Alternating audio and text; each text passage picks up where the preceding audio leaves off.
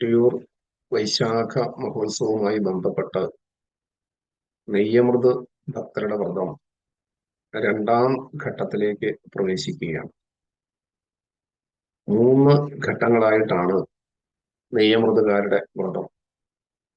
ആദ്യത്തെ ഘട്ടത്തിന് ഗ്രാമ്യ ഭാഷയില് പെണ്ണുങ്ങളെ കഞ്ഞി എന്നാണ് പറയുക.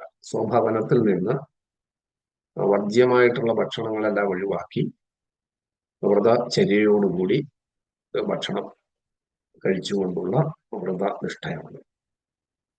രണ്ടാമത്തെ ഘട്ടം വേറെ വപ്പാണ്.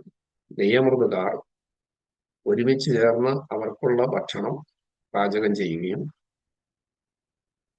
ആ ഭക്ഷണം മാത്രം അവർ കഴിക്കുകയും മറ്റുള്ള ആളുകൾക്കും പ്രസാദമായി അത് വിതരണം ചെയ്യുകയും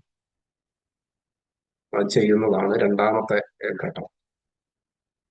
മൂന്നാമത്തെ ഘട്ടത്തിൽ മഠത്തിൽ കൂടലാണ്. നെയ്യമൃതുകാര് അവരുടെ ഭവനത്തിൽ നിന്ന് വിട്ട് ഒരുമിച്ച് സങ്കേത സ്ഥാനങ്ങളിൽ ഒരുമിച്ച് താമസിക്കുന്ന കഠിനമായ വ്രതചര്യയിലേക്ക് പ്രവേശിക്കുന്നതാണ് മൂന്നാമത്തെ ഘട്ടം.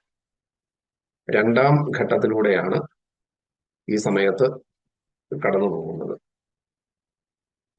നെയ്യമൃതുകാർക്കുള്ള ഈ സമയത്തെ നെയ്യമൃതുകാരുടെ കഞ്ഞി, മറ്റ് വിഭവങ്ങൾ ഒക്കെ ഭക്തന്മാർ പ്രാർത്ഥനയായിട്ട് സമർപ്പിക്കാറും ഉണ്ട്.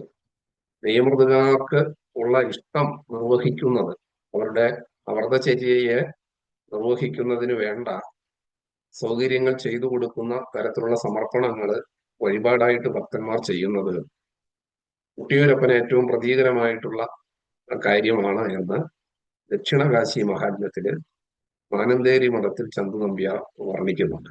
ആ വരികൾ ഇങ്ങനെയാണ്: നെയ്ക്കിണ്ടിക്കാർക്ക് വേണ്ടും ഇഷ്ടം നൽകിയിടുന്നതും തൃച്ചെറുമൊന്നു ഭണ്ഡാരത്തിലിട്ടിയിടുന്നതും ഒത്തുനോക്കുമ്പോൾ ഫലം മിക്കതും ഒരുപോലെ ഈ കൂട്ടുവൃത്താന്തങ്ങൾ ഒക്കെ കണ്ടറിഞ്ഞു ഞാൻ. ഇത്രമാത്രം പ്രാധാന്യത്തോടുകൂടി വൈശിഷ്ട്യത്തോടുകൂടിയാണ് നെയ്യമൃതുകാരുടെ വ്രതചര്യയെ വർണ്ണിക്കുന്നത്. ഗോവിന്ദ ഹരിഗോവിന്ദ.